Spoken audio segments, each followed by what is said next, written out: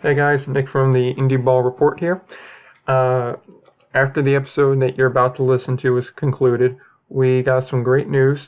An article that was written earlier in the week by my co-host James was tweeted out by the Sussex County Miners. So we'd like to go ahead and thank them greatly for their support and for promoting it. They didn't have to do that. It was a very classy move on their part, and we are very grateful and appreciative that they would do such a thing. And hopefully we can work with them in the future to provide you with some grade A content. We'd also like to thank Indy Hardball for tweeting out the link to our first episode. Once again, they also did not have to do that, so we're very appreciative of them and everything they do for the Indy Ball community. And then we'd also like to thank Wildcat Photography for going ahead and sponsoring this episode. We appreciate their support as well. So without further ado, enjoy the episode that you're about to hear. Hello, my name is Nick, and I'm here with my co-host James. Coming to you from Wildcat Photography Studios. And today we're discussing the Joplin Miners Stadium crisis, McCoy Stadium's future, and a trio of big moves from the East Coast Indy clubs. So grab a bat and step into the batter's box because you're listening to the Indy Ball Report Podcast.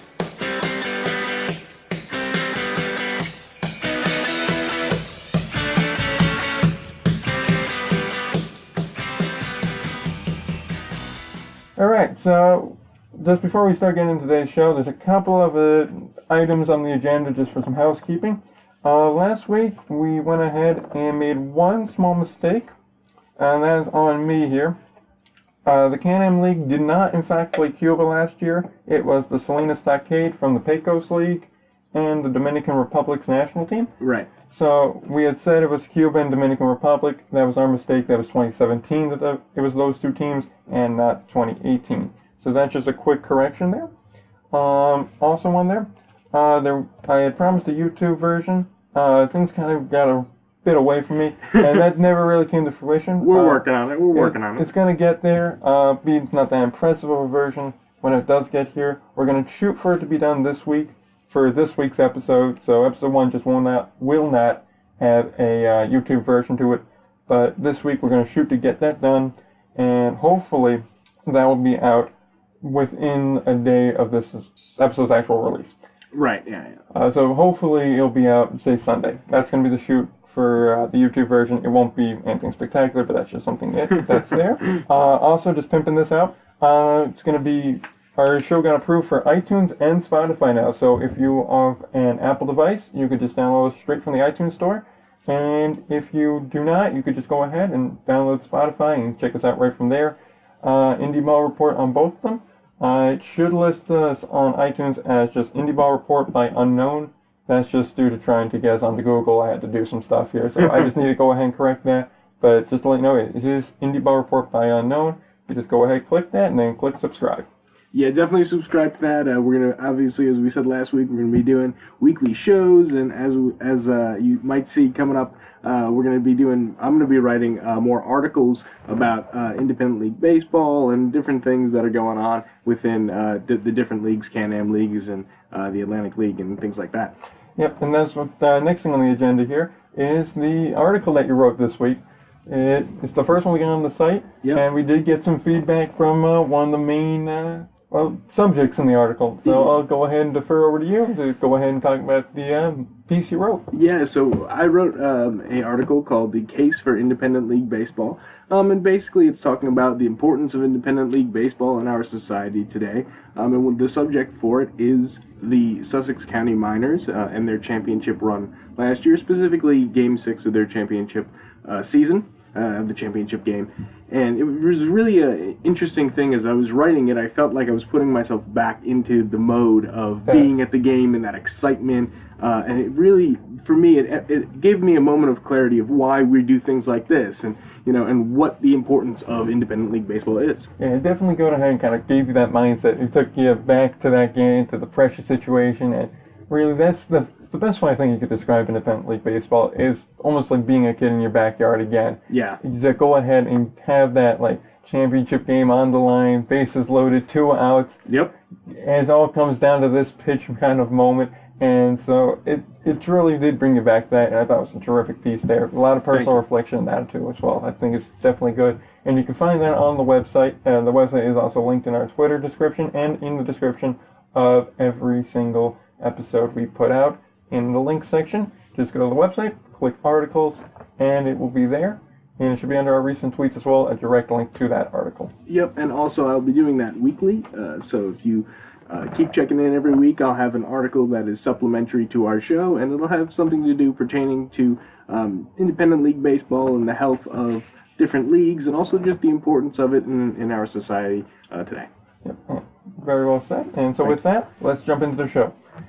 So the first topic we got on the agenda here is the Joplin Miners Stadium crisis. Now, the Joplin Miners are part of a new startup league, the Southwest League, which we will talk in more detail about a little bit later on in the show here. But the important things here to know about Joplin, just some background information, is they are a new team. They do replace a team that played in the American Association a little bit ways ago. Right. And the thing about them is they're supposed to start play last year, they didn't, and now they're supposed to start play this year, and they have the problem of they didn't make their first payment for the lease on the stadium. That's a problem. They didn't pay their rent. They not only missed the first payment, they were given a late date payment as well, which was basically a deferred date that would be paid later in the month of January. Right. The first payment was due on the 1st, or the 15th rather, of January. And it came out on the 25th, a little bit before we recorded the first episode of the show, actually, but that episode was packed, so we couldn't get this in. Yeah. That they were going to miss that date as well. Yeah, they did miss that date as and well. So now that date's coming past here, their full rent amount has not been paid and does not look like it's going to be paid. The lease agreement was a 5-year lease signed in 2018 that would take them to 2023. That was a $35,000 a year lease agreement, which had to be paid in full every single January.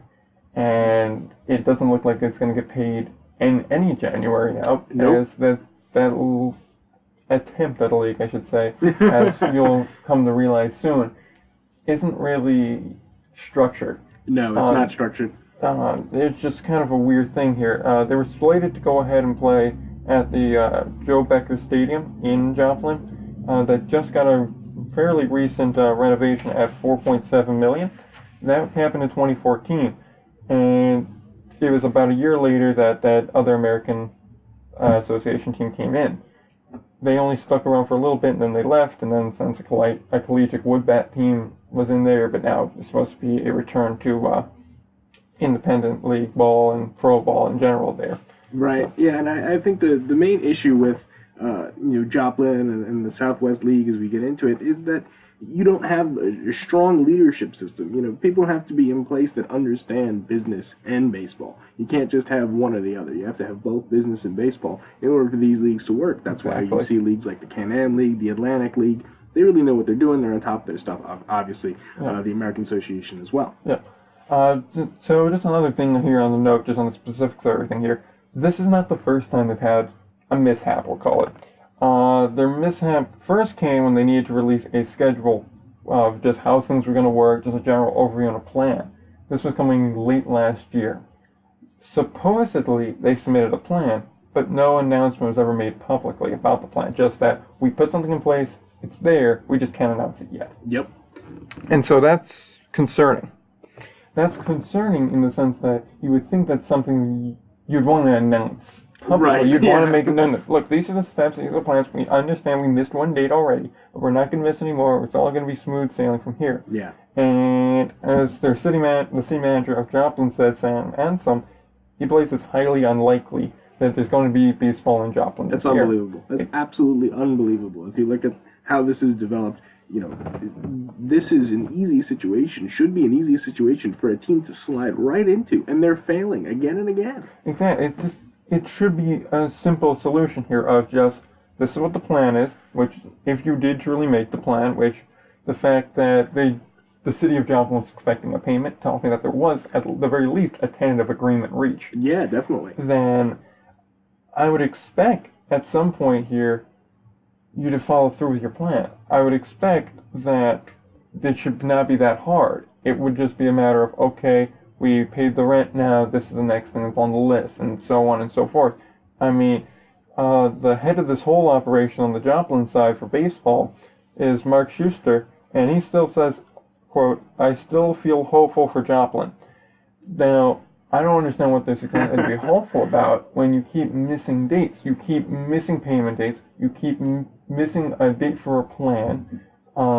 He says he spent almost 4 years of his professional life now to create this league, and he still feels hopeful he can make it a reality. That's great that you feel hopeful. Yeah, it's unbelievable. I mean, it's just, what's that going to get you? I mean, it's important to stay hopeful when you're in the thick of it, right. But you need to see a tangible result. And right now, the only tangible results that are being seen is the fact that you can't afford to pay $35,000 for a stadium. Yeah, and I think that's the inherent issue is when you're talking about how we think this is supposed to go.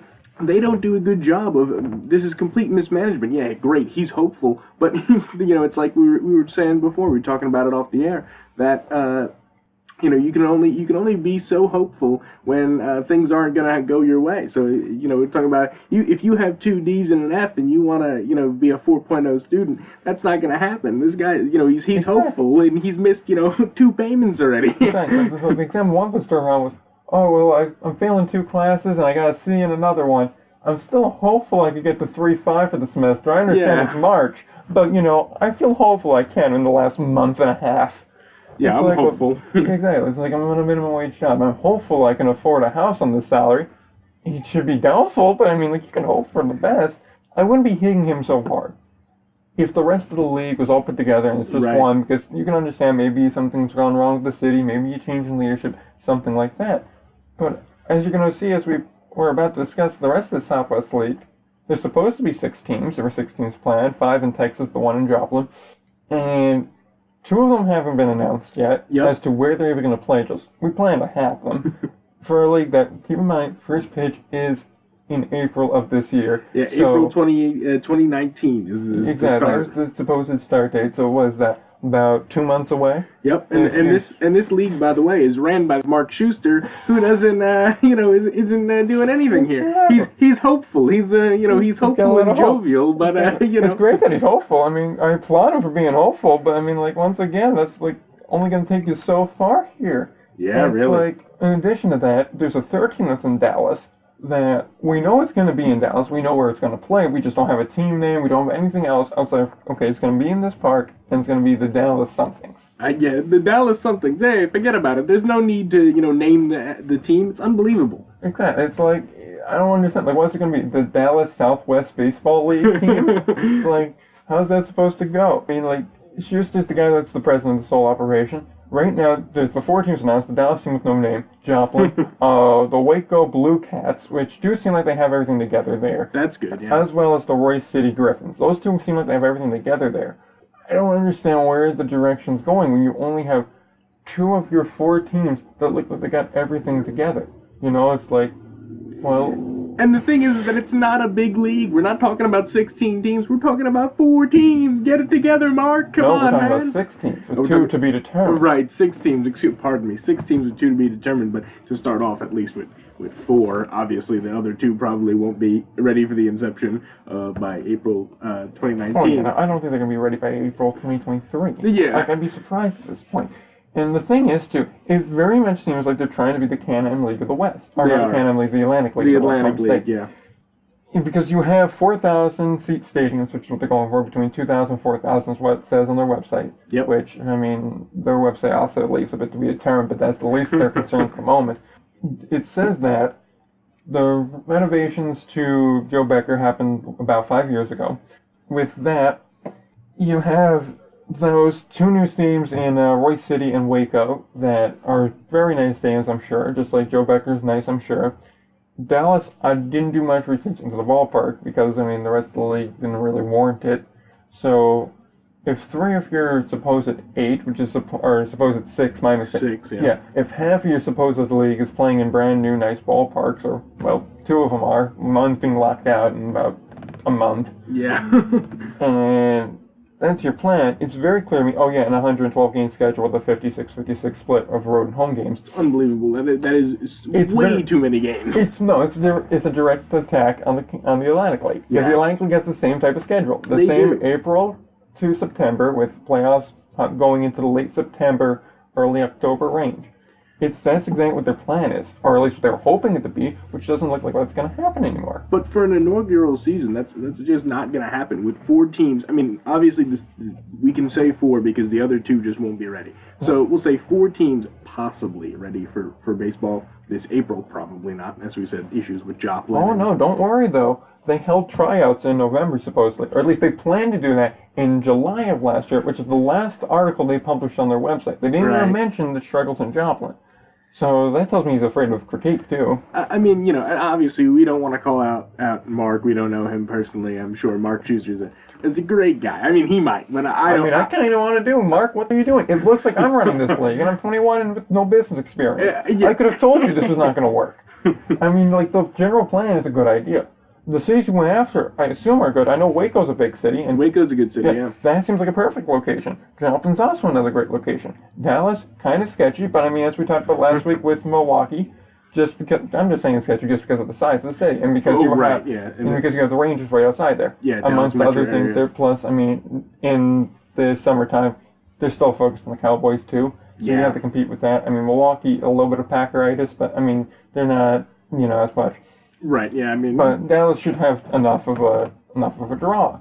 That they should have that kind of a population just because of the size of that city and the area that you should be able to support. So then you have good cities there, and I assume the other 2 in Texas were going to be similar sized cities that don't have a team right now. Probably, in Lubbock or something like that, you could see them putting a team in there or somewhere like that. But I think just the issue that we're talking about is leadership, and I think it starts at the top. Yeah, and I think that's why we're calling out Mark here a little bit, and I don't want to seem like we're hating on him, but it's just when we read these things, when we get this information, we see the impact. To go back to my article, that independent league baseball can have on areas economically and also just for overall morale of cities, and to see a league fail like this one is on its way to. We hope not. I mean, hopefully not. I would hope it doesn't, but I mean, at this point, everything points towards it. Yeah, I mean, at this point, it looks like it's almost inevitable failure for this league, and I think that really hurts a lot of the other independent leagues in terms of their credibility and their ability to keep building. Obviously, it does. It affects the community, like you're about to say. It affects the community and how it's looked at, especially when you have this grand plan to be like the 1A to the Atlantic League. It's definitely needed out west. I mean, what team really is out west? I mean, I understand Texas is more like it's the Atlantic League there. Which that brings me to another point that I'm going to touch on in 1 second of what happens to Waco and Roy City. Right. But I mean, it does hurt the credibility. Like there's Pac Pro out in California, the Pacific Pro Association. There's the Pecos League, which is kind of a pay-to-play league. I mean, there was an article, I believe, from Indy Ball Island about 6 to 8 months ago on what life is like in the Pecos League, and there's numerous videos and whatnot there about it, and it's not exactly flattering. It's not flattering, though. I mean, some of the players actually have to pay $2,000 to play in the league. They don't get any real... sometimes they just run out of host families or hotel rooms, so it's just you're on your own. They don't really supply meals. They don't really do a lot of the standard things expected of Indy League ball. So, I mean, they're questionable there, so I wouldn't really count them. No, Pros, let's step up from it, because at least they have things together. They have a social media presence. Their website's not looking like it was built in 1993, which really, seriously, go onto the Pecos League website. It looks like something straight out of 1993, I swear to God. It looks like some kid's computer programming homework. Hey, don't make fun of it. We are sure that people at the Pecos League gave at least 25% effort in attempting to build the website. I am positive they at least gave it the old college try. I mean, it's good enough. What do you want? The deadline's due in 4 hours. Let's see here. I'm going to change the background from white to black so that way you can view it at night and be easier on the eyes. So there's that. And I mean, really, outside that, it's all in the central. It's all central, which I understand Texas is more like the central region of the U.S. as opposed to the West, but even still, that's a good starting ground. Right, yeah. I mean, I think, you could say Texas, geographically, we'll say it's Western United States. Exactly. It's on that verge where you wouldn't be wrong either way. Right. It's just, there really is the need they were trying to fill is there. And Absolutely. it was a good idea. Let me get this straight here. I don't get on Mark for having the idea. I believe it was a great idea. I think it was a great concept, and that it does have a chance to succeed. I think it was just poor management and poor planning. I think it would have been better off keeping that 16 idea, either spreading it out more or managing it better and setting a realistic timeline. Because he says he spent almost 4 years on this. So if we were to say 4 years ago he started working on this, so in that bit was published early this year, so let's give him the benefit of the doubt, say in 2014 he started. 2014, maybe 2013. Yeah, so right, 2013 is probably when he got the idea. Probably. And then started going into some general, surveys, talking to people on town councils, things like that, basic groundwork for basically an exploratory launch. Right. And so then 14, let's say he started working on it. He started going in on it. And he starts building things up and everything and has 2018 in mind. I have a very difficult time believing that you had 2018 as a realistic goal and nowhere in that 4 or 5 years' time you said, maybe this isn't going to be realistic anymore. Maybe we should push it back. And then you have to wait and say, we're going to push it back to 2019. Give yourself more time. 2020 would have been a better idea. Yeah, 2021 would have been a better idea. Because now he's in the point. Now they're stuck. Now it's like, where do we go from here? Do we move back again to another year? Do we keep? If they would have said, okay, so we overestimated. Exactly. Let's move it back to 2021. Done. Everything's fine. But the problem is now that they got to keep pushing it back year after year after year. It's gonna be crazy. Okay, and this is a kind of final touch on this before we go ahead and just quickly touch on Waco. Yeah. All them. This is not the kind of sport you can go ahead and afford to do that in. No, absolutely not. If you have a football league or something like that, you can afford to kind of play around with it a little bit. You get some flexibility, especially in Texas. Texas football, you can basically do whatever you want as long as you promise a decent enough product. 100%, absolutely true. Football is king in Texas. Baseball is probably a secondary sport. Definitely. It's close to it. And the fact that it's independent league baseball, you have to understand that there is going to be less of a following. You have to understand when it's 103 outside, you're going to not have a full ballpark. Right. You have to understand that, if Cowboy minicamp opening, you're probably not going to get a full ballpark. You have to understand that if the Rangers are playing the Astros, or it's a pennant race for either one of them, you're probably not getting a full ballpark. You have to understand these things. And the fact of the matter is, not that the fan base is fickle, it's just the group of people going to these games it's really last minute things. You're not planning this out months in advance like you would say go to a Yankees game and go, okay, well I want to go to the game in May, let's buy the tickets in April. You're not really doing that. So it's not as simple as just saying, okay, let's start up a league, let's get everything going, let's get all this stuff running. It's not that easy. No, it's not. It's not that easy. And I think, I really hope that they do figure it out. And, we'll be the first to keep you updated on it. If Mark does get everything figured out, we'll be praising him. We'll be on here. We'll be so happy to be able to give the good news to all the fans out there. But unfortunately, it just doesn't seem like it's gonna take off at this point. Exactly. And if anyone from the Southwest League wants to comment, go ahead, choose a tweet, email us. All that information, once again, on our website. It's openly available. We'd love to get a comment from you. We don't want to just slander you one-sidedly. If you want to go ahead and contest anything we say, we're more than welcome to show that view. But right now, from what's available, and the fact you're not putting anything about the Joplin issue on your website, tells me that either you're trying to hide it or that you don't care. Right, and I think that it'll be important to see where it goes, and also we'd be very willing to have anyone from the Southwest League on if they want to talk about it and kind of debate us on this and give us more information maybe about what their plan is. We'd be more than happy to oblige them, but for now, with the information we have, we just can't we can't set up. It's not responsible to say anything good about it. Exactly. With the facts available, this is what we have. And once again, everywhere we get our sources from are listed in the show notes. If anyone wants to go ahead and look into it further, there's your jumping off point. If anyone from the Southwest League wants to say that's not true, well, there's where we got it from. Take it up with them, and then take it up with us from there. Yep. Right, and then just quickly, because we're running along on this subject, what do we think about Waco and Roy City? Because clearly they have stadiums. Even Joplin clearly has a stadium. What happens with them? I think there's a good chance that if the Southwest League doesn't take off, doesn't become, yeah, obviously in this scenario, that's what's happening. If they don't become operating very soon, other leagues will poach them and take them. I mean, you could see the Atlantic League picking up another Texas team. That's what I was thinking, because you have those, really all three there. Now, I'm not sure how willing they would be to go ahead and make that big of an expansion again.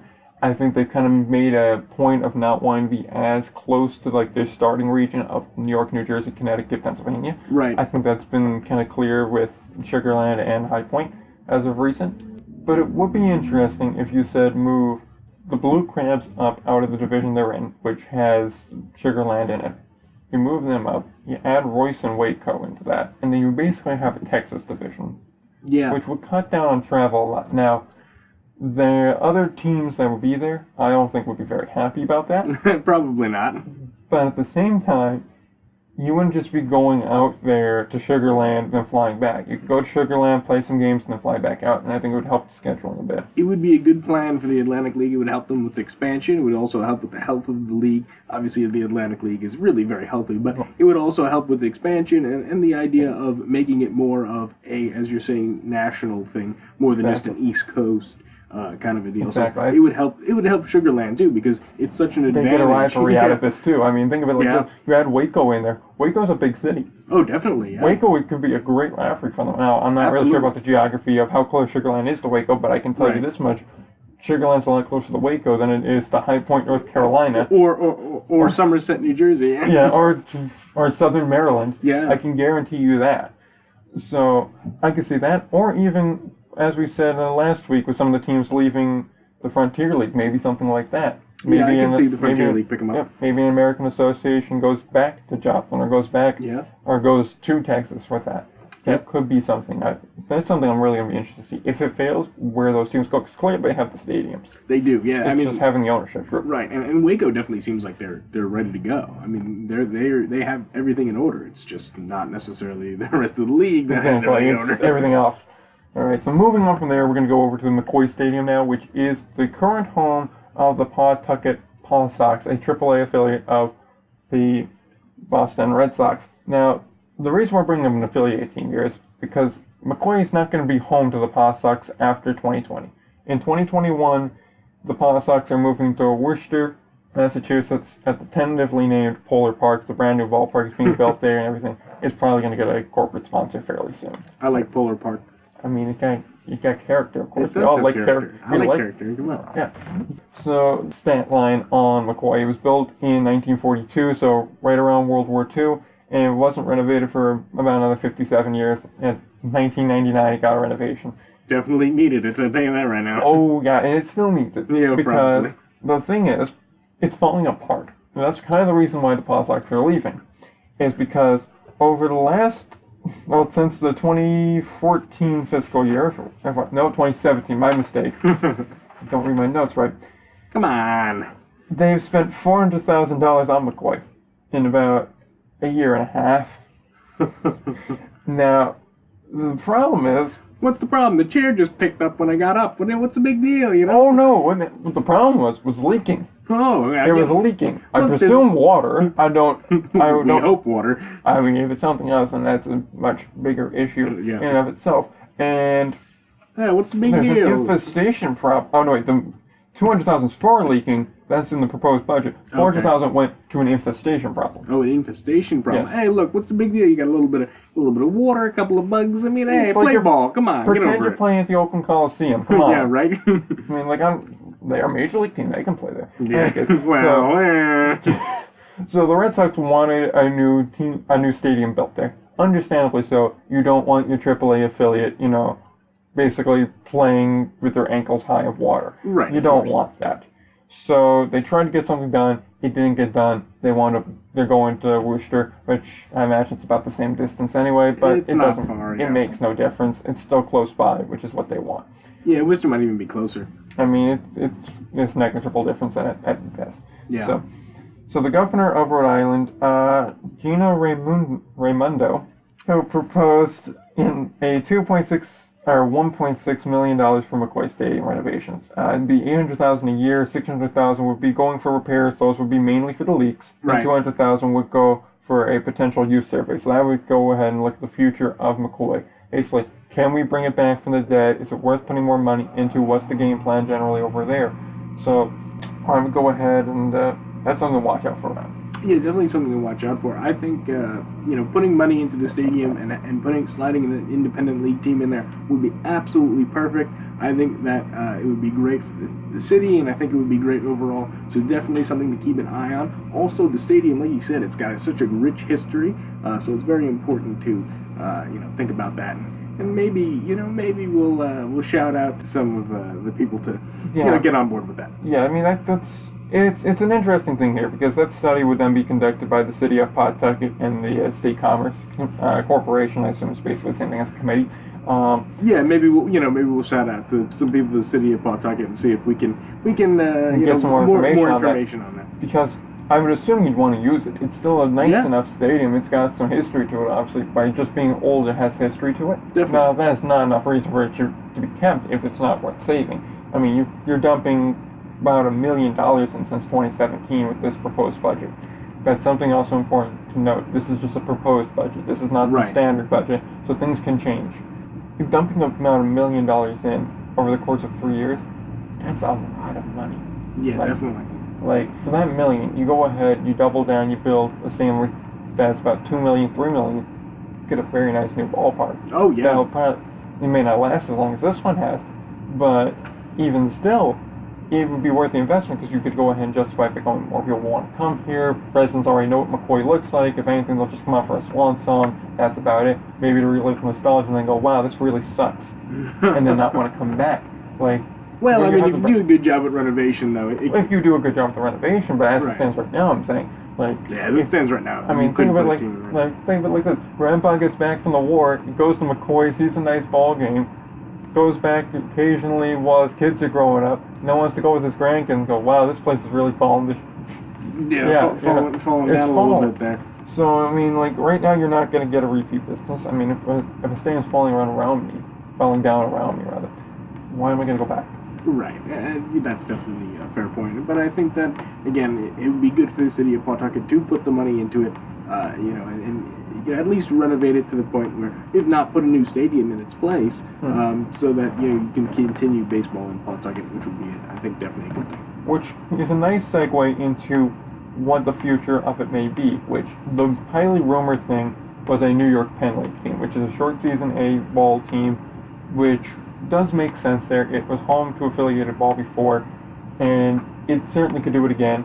Obviously, we have an vested interest and a bias for Indy Ball, so we would like to see somebody put something there. Because as we've discussed previously, New England's a ripe area because there's not really much there. Now, there's a lot of affiliated ball there, but you can still fill in the gaps.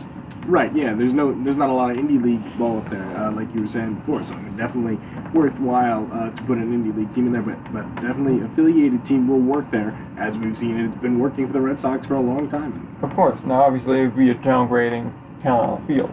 Sure. But I mean, I feel like that's going to be a given anyway. You're not going to get to see the Xander Bogaerts and the Mookie Betts of the world make a stop in Pawtucket anymore. I mean, those days are gone. Yeah, those days are gone. They're not going to get a AAA team back unless you put in a top-of-the-line stadium with facilities up to the nines.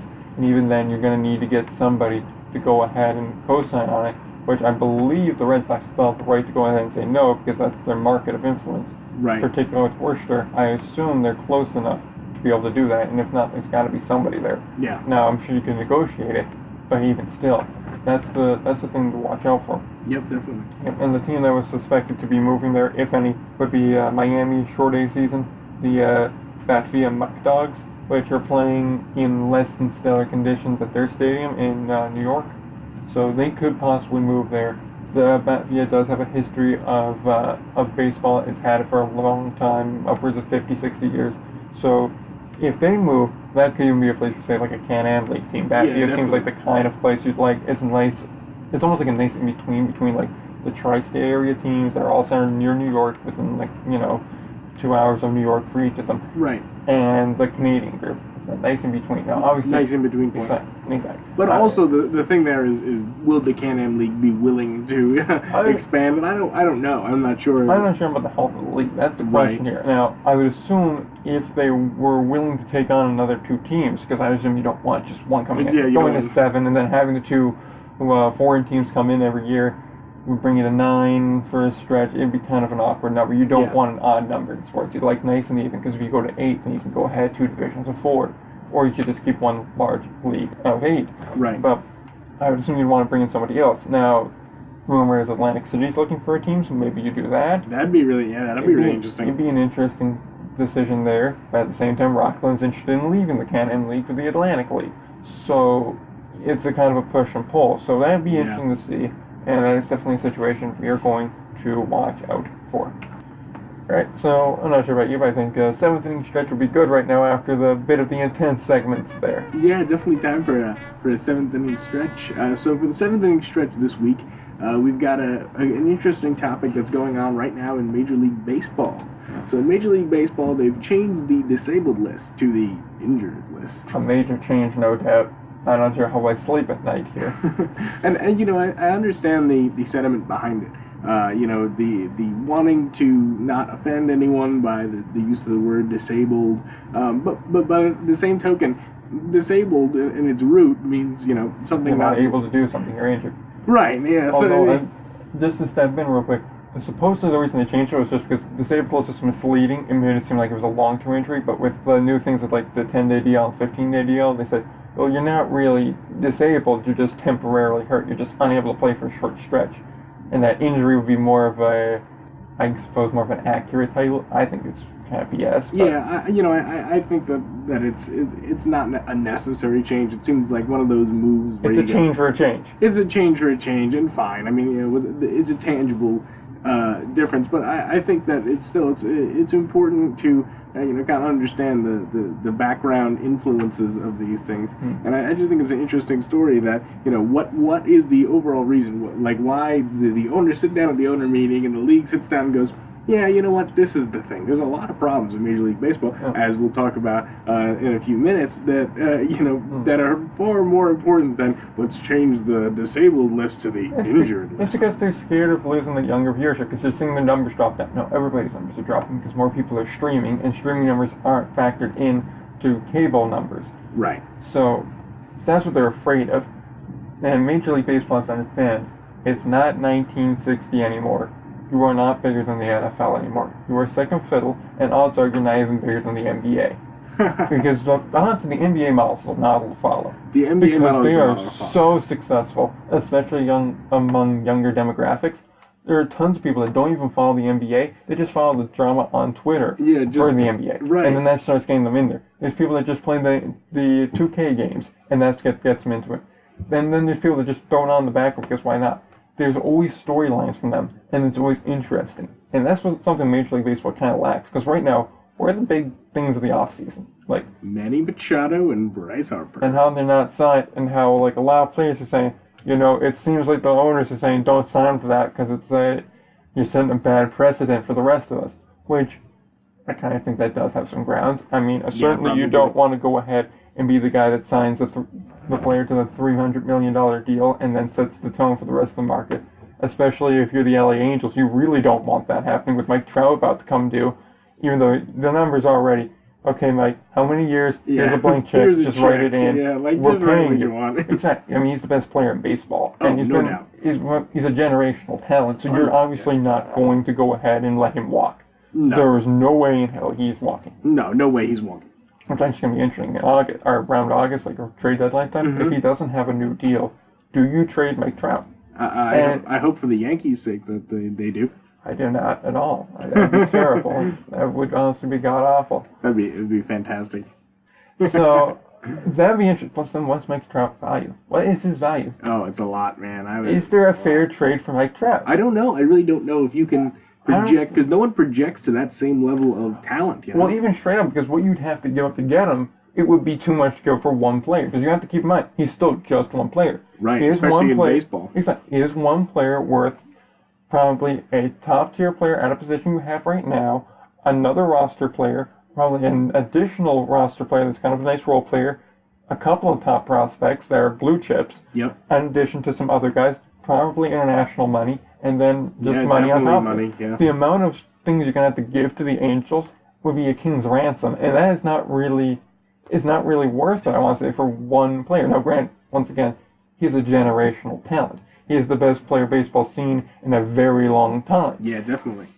And that really, I can only think of a few comparables, and I may be going off. Mickey Mantle. I mean, like, Willie Mays is one of the guys I was thinking of. Yeah, Willie Mays. A Ken Griffey type, but I think he's better than Ken Griffey, to be honest. Yeah, definitely probably a better outfielder than Ken Griffey was. Certainly has a stronger arm. I mean, like, that's the thing. The comparables to him are surefire first ballot Hall of Famers. That's all there really is to compare him to. Absolutely. So, to be trading that, a guy, not only to mention, he's in his prime right now, too. It's going to take a lot to get Mike Trout. It's gross mismanagement by the Angels that the fact that they have not won a championship with Mike Trout. The fact they haven't gotten to the deep in the postseason. I think they went once. Maybe once in the Mike Trout era. Which, if he doesn't win, if he doesn't even win an AL pennant or a league pennant, it would be one of the most disappointing eras in baseball to see Mike Trout not win something. I don't think there's any, like, it'd be up there with Ted Williams not winning a World Series. Right. It would be like that. It would be like Dan Marino.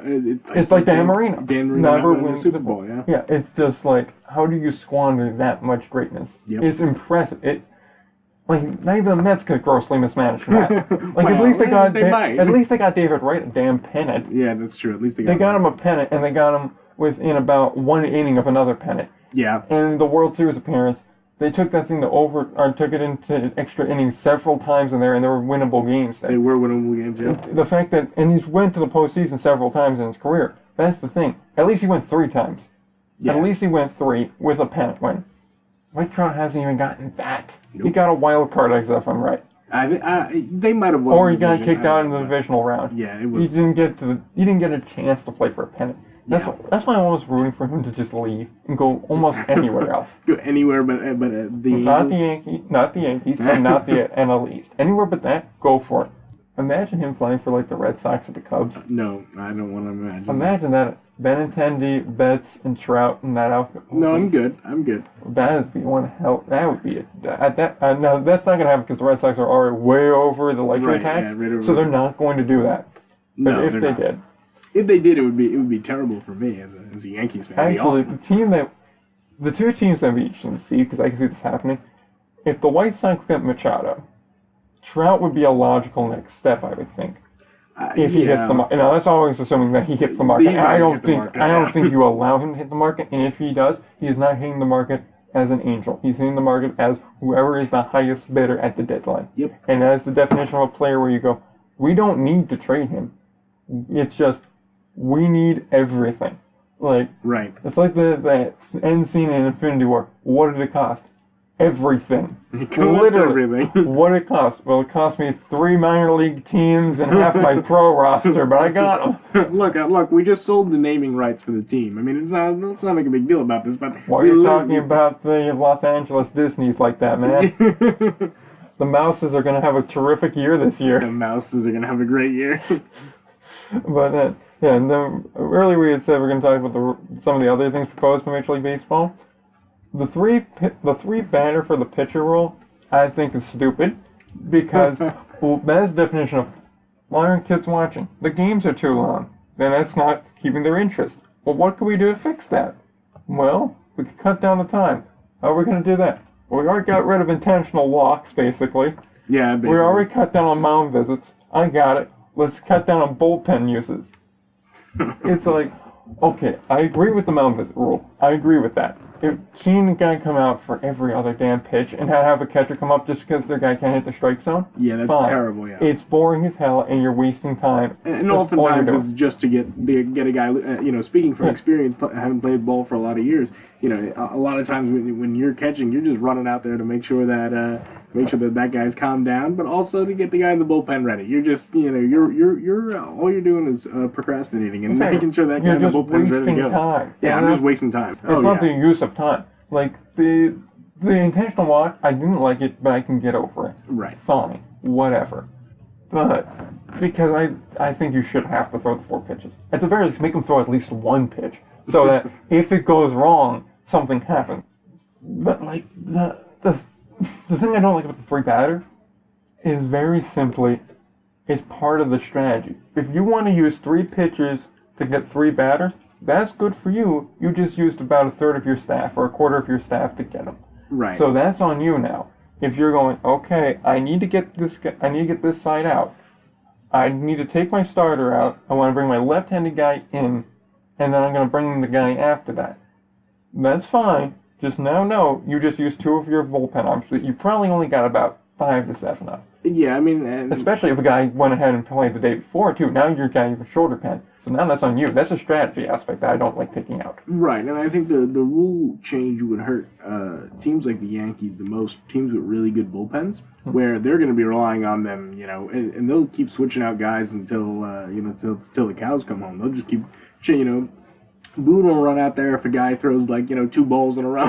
And the thing is, doing it now especially screws with teams that signed relievers to 2-3-year contracts. If I knew money deals too. If I knew you were going to do that, I wouldn't have signed that reliever. I wouldn't have signed as many relievers. I wouldn't have put as much money into that many relievers. Right. I would have went ahead and been far more conservative with the amount of money that was being spent here. Yeah, so that's not fair. And then the DH rule, that can go screw itself. I don't care. The DH does not belong in the NL. So it's one of the things about baseball here, and I'm willing to die on this hill that's not allowed. We are on opposite sides of this issue here. I think DH makes the game of baseball better. I really think the DH, look, pitchers, having played high school baseball, pitchers, even in high school, they don't hit. They don't hit in high school, and then you bring them up to the major leagues. They're terrible. They're awful. It's not my fault AL pitchers don't know how to hit and run. Neither do the NL pitchers. Well, most of them are terrible. So if they can't hit, then why shouldn't we have to have a defensive specialist hit? Why can't I go ahead and say,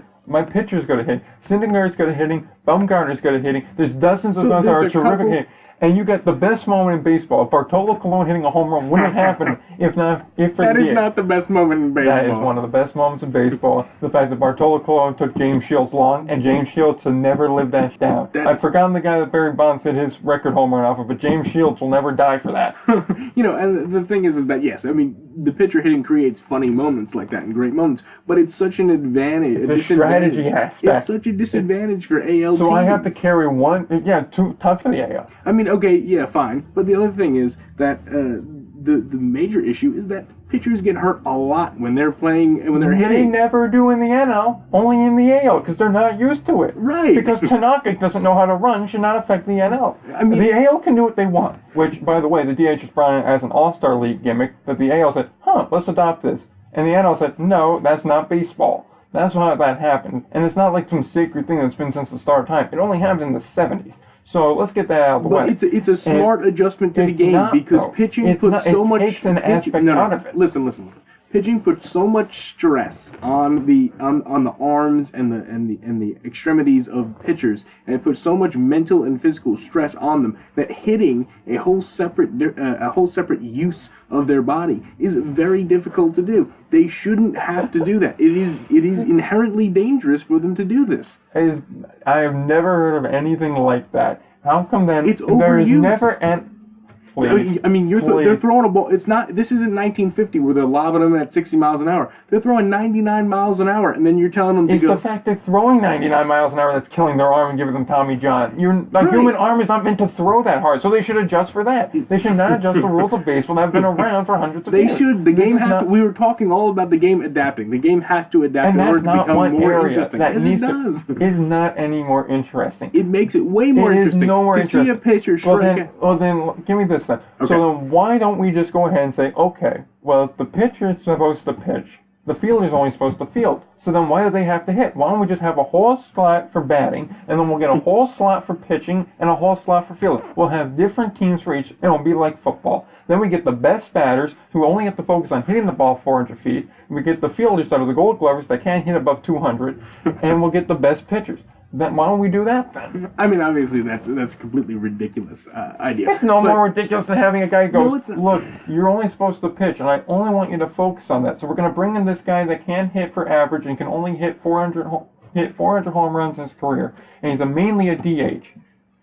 But what I'm saying is that the product that you're going to get on the field of watching that guy hit his 400 career home runs as pertaining to watching a pitcher strike out 3 times, looking at 3 strikes right down the middle of the plate, which is like 90% of the time what happens, or they bunt, and some of them can't even get the bunt down. You're looking at the macro, though. If I'm watching a game, I don't care that Adam John just hit home run number 335. I don't care. But you know what does pique my interest? When it's the middle of July in game number 85, when Syndergaard hits a home run. When Syndergaard hits his second of the game. That gets me interested. That makes headlines. Not Adam Dunn hitting, random home run number here. But the thing is that a lot of DHs now aren't just those, one swing kind of guys. A lot of them Chris Carter just got a contract, and that's what he is. Right. I mean, and those guys do exist, but they, there are guys who do a lot of different things and aren't just, one swing guys that are DHs, and they upgrade speed David on the base Ortiz. pass. It's a lot safer for pitchers. It makes sense for the league. It makes it more fun because you're seeing guys who practice hitting. I don't think it's not more fun. When the Mets play in the AL, it is the most aggravating thing here. I hate it with a passion. There's a strategy aspect that's lost from it. If you go, okay, I know I got the pitcher coming up next inning, that could be the time I make a sub. Or I leave him on deck and then I pull him back. It adds to the strategy. As opposed to, I'll pull him here. I'll pull him here. It takes an aspect away from the game. It doesn't take an aspect away from the game. It allows the fans to see people who actually practice hitting. Pitchers are so focused on what they have to do for game plans that they get ready to they get ready to pitch and make their game plans, and they don't get ready to, go up there and hit. They just stand there and, 3 strikes. Great. If I want to watch a pitcher strike out 8 times, I'll go to a little league team. At the same time, if I want to see somebody that comes up and gets 4 times he steps on the field all game, I'll go ahead and I'll watch some other ball game in the park. I don't want to go ahead and pay good money to see one guy get up 4 times, still go ahead and barely get a hit. He'll hit better than a pitcher, but not enough to warrant having its own position. What are you talking about? I mean, pitchers routinely bat about 100. The hitters, the DHs, they're batting about 250 to 300. Some of them. I mean, you're taking some of them, not many of them. Most of them hit. Most of them are professional hitters who do a very good job. It's a waste of a roster spot, is what it is. Wrong. It's a waste of a roster spot. I'm gonna leave it at that, because this went on way too long. That's it for the 7th inning stretch. We're coming for home now with our last topic here. So what we got here is a trio of moves made by some of the East Coast Indy League teams here as we get back on topic. And they signed some former major leaguers, and the Indy Ball Player of the Year got a contract here. So I'm going to kick it off with James Looney, and then we're going to kind of go back and forth amongst these guys. So James Looney, he signed with the Sugarland Skeeters this past week, obviously of the Atlantic League. Let me give you his MLB numbers. They're all right. They're pedestrian. He has a WAR just above 12. He has over 1,400 hits, 1,425 to be exact, 108 home runs, batted 284, just under 700 ribbies, 38 stolen bases, and an on-base percentage of .336 in just under 1,500 games. So, a serviceable career. Nothing that's spectacular. No, not spectacular. He was a good player for a couple of years. Mainly with the Dodgers. Obviously, by the time he got to the Mets, I think. Mets was his last stop in 16. Yeah. By that time, he was not, the same player he was with the Exactly. Dodgers. What he is being replaced, which is an older role player. I'm going to replace it with a young, more cost-controlled guy. Right. Now, and that's been proven as the last time he really played organized professional baseball that I could find was in KBO in 2017, so the Korean League. But he only lasted there for a little bit after he said, I don't want to be demoted to the 2nd-tier Korean League. Understandable so if a guy like James Looney's status, being demoted is not really something you do. No. I mean, it's one thing if you're playing in the minors over here to go to a league that's less than that, that's essentially the equivalent of, a better version of an Atlantic League in the KBO, to then go to their minor leagues.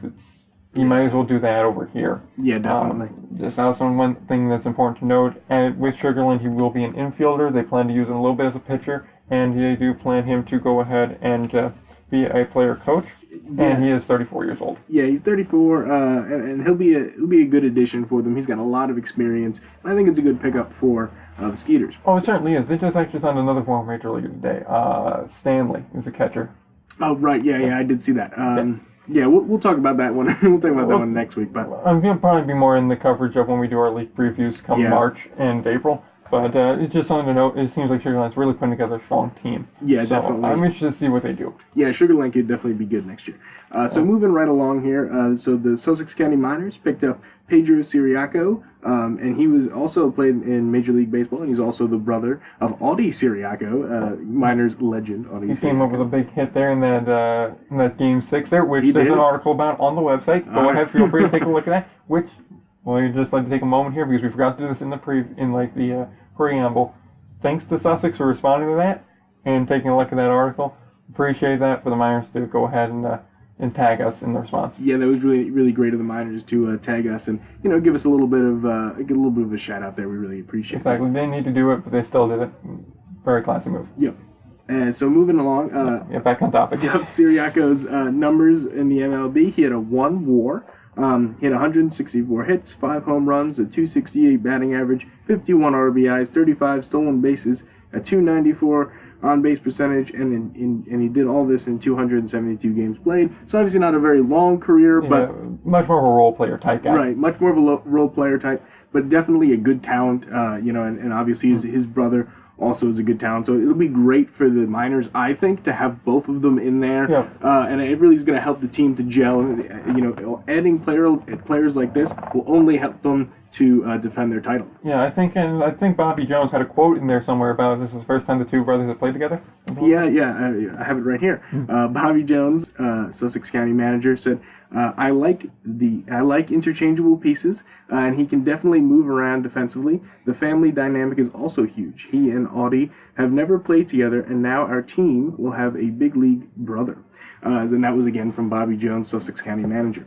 Yep, and I like to see that kind of dynamic here. It's going to be very interesting to see. Obviously, after the championship run, you get a brain drain. That's just what's going to happen. Players are going to move on. They're going to go to better leagues and the whole nine here. I mean, you're going to see players move up, go into affiliated ball and all that. Like, I know Martin Figueroa was signed shortly after hitting that walk-off shot. Martin Figueroa didn't he didn't last long. Nope, I think Mikey Reynolds is doing a terrific job in the Australian League. That just wrapped up shortly, or is wrapping up very shortly. And so I imagine guys like that, they're not going to be coming back. Obviously, we'll get some guys back, like Siriaco's going to be coming back. I believe Nick Saharian's coming back. Yeah, he's coming back. Among other guys. So you're going to have some guys coming back to try and defend the title and the whole nine there. But the game major league talent, especially in this league, is very encouraging to see. Now, I'm kind of curious to see if he's going to be like the Matt Latos of this year. Maybe. That's something I definitely would be interested to see. Because, I mean, Latos didn't have a great effect on the Jackals if you look at his numbers, but, I mean, also to be fair, it's not really a pitcher's league. There's some leagues that just are heavily batter dominated, so maybe Siriaco fares better, plus maybe he just needs that everyday time. Because clearly there's a reason he keeps getting called up. I mean, you get called up and play 272 games in Major League Baseball, you're clearly a good player. Clearly, Maybe it's just that lack of stability which a team like Sussex could offer. Yeah. Now, I would imagine, and feel free to jump in, I imagine he stays with the team for most of the year. I think he'll stay with the team for the most of the year, if not the whole year, because when you get in this situation, like you're saying, he needs that stability. He hasn't been in the MLB since 2015. So it's very important for him to get stability, to really be in one place, and then allow scouts to look at his whole body of work and where he is now. So I say that he stays with the Miners at least until that September. I'd say like right around August is where I was thinking, because we're at that point now, you really can't draw on any more guys that if you want them on your playoff roster. So you have to sign guys, and if he does do well, it does show, okay, he has major league experience, he's finally starting to put it together, maybe it just like took him a bit of time to get together, and the stability is what helped him out. Maybe we can ride this hot hand into a playoff run, or at the very least see what we have going into next year. So that's definitely something there, and then we got a little bit on Jordany Valdespine. Yeah, Jordany Valdespine. Probably the worst of all these guys. Yeah, probably the worst of all these guys. For Major League time, at least. Yeah, his Major League time, not a good WAR. 92 hits, 15 home runs, 216 batting average, 52 RBIs. 15 stolen bases, so he's got a little bit of speed, and this is in 214 games played. So again, less games. Yeah, the least amount of veterans. So he does have the smallest body of work. However, not that much smaller than Siriaco. Right. I mean, was it about 56 games or so? Yeah, 56 games or so. Yeah. So I mean, still, and Siriaco's at least able to be a one win above replacement player, as opposed to Valdespine, who went ahead and he's a worse than replacement. He's a minus 0.8 WAR. He's below replacement. Literally, grab anyone else, put him in there. They should be playing better. Yeah, minus 0.8. I don't want to say it. I don't want to comment. It's what his number says. Get back to the majors, which is what he's about to do with the Twins. Yep. You can improve it because he just signed a minor league deal with the Twins for 2019 after being named Baseball America's Indy Ball Player of the Year. Yep. So he was the best guy there. His numbers went something like this. Now, we don't have the WAR for him because, well, it's hard to track advanced metrics in Indy Ball. That's not something that's really kept up to date there, and even when you do find them, you gotta question them because it's not really as immaculate as it is in Major League Baseball. Because it's not. Right. Yeah. The stat keeping isn't as good. Exactly. It's just the way it is. So at Long Island, he had 154 hits. He batted .338 with 12 home runs, 55 ribbies, and 30 stolen bases. He only struck out 58 times in 113 games, and he did manage to draw 46 walks and score 94 runs. So clearly, he had a bit of a renaissance here, and definitely did earn his Player of the Year title. The reason he didn't really stick in Major League Baseball, besides the fact that he was a kind of borderline player, that's really like the definition of a quadruple A player, was when he was with the Mets, and Mets fans will know this, he really didn't act professional. He had several dress code violations. No tie? More than that. Oh goodness. And the main thing for the team aspect was he was celebrating home runs when the Mets were down. And not down by like 1 or 2 and on a rally, more like we're down by 6 or 7, it's the 8th inning and you're pimping a home run.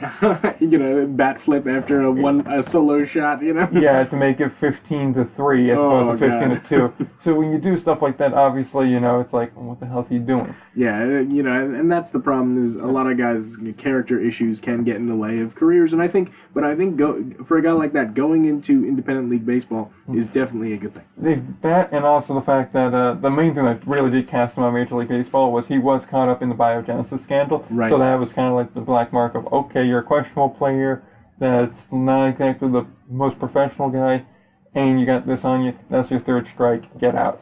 Yeah, I mean, the biogenesis scandal hit a lot of people, obviously, most notably Alex Rodriguez and players like that, but, you know, those things happen, and, you know, baseball has had problems with steroids for a very, very long time, and I think it's important, though, to not, you know, completely get away from those guys, allow them back into the game. Exactly, they just need to go and be told this is not appropriate. And he's definitely earned his stripes. Exactly, he went to Long Island, you know, did his thing, and then now he's ready to come back. Yeah, so he went to Long Island after being bounced around minor league baseball from basically 2014 on. I mean, he stuck with the Marlins a little bit in 14. Right. He had 2 games in 15, but it doesn't really count that much. No. I mean, it counts, but it doesn't. It counts, but it's not obviously a substantial amount of time and playing time, and you know. Exactly that, and then he also bounced around the Mexican leagues for a little bit, and then he came to Long Island, and then he really grew as a player. So it's definitely going to be interesting to see him grow from there, and hopefully he sticks with the Twins. And obviously, if he doesn't, I'm sure Long Island would be more than happy to have him back. Yeah, definitely.